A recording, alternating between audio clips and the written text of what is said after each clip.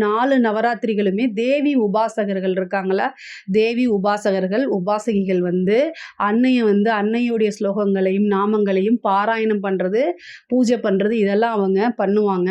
ஆனா, நம்ம எல்லோருமே ஏதோ ஒரு வேலைனால பிஸியா இருக்கனால, எல்லாமே நம்ம வந்து பூஜிக்க முடியாது. ஏன்னா, நமக்கு வேலைன்னு ஒண்ணு இருக்கு, ஜீவனம்னு ஒண்ணு இருக்கு. இப்ப வேலை வந்து எதுக்கு? நம்மளுடைய ஜீவனத்துக்காக.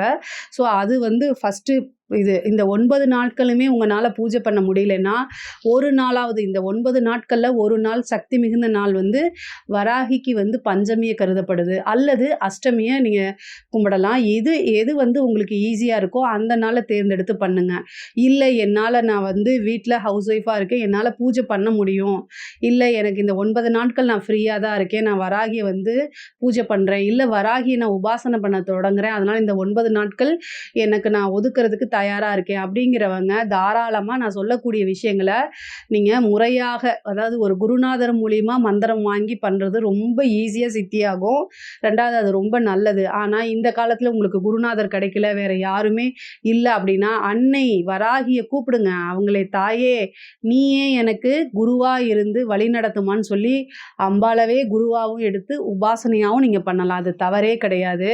பொதுவாவே வந்து பார்த்தீங்கன்னா, ஒரு கவலைக்கிடமான விஷயம் என்ன அப்படின்னா, வராகி அப்படிங்கிறவங்க ரொம்ப சக்தி மிகுந்த தாயார்.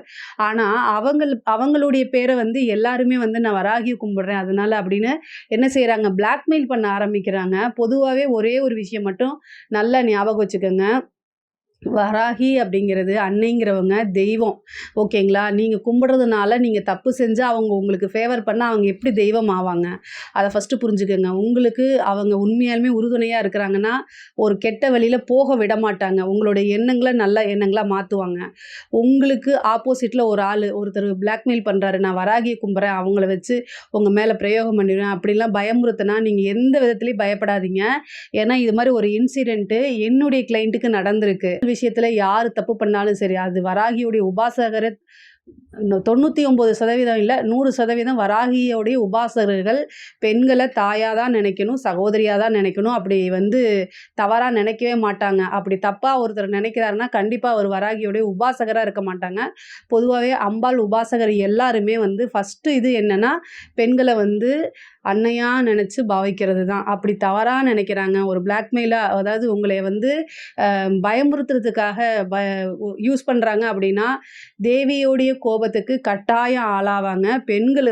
அன்னையுடைய பிரதான வேலையே பாதுகாப்பு தான். சரிங்களா? அதனால வந்து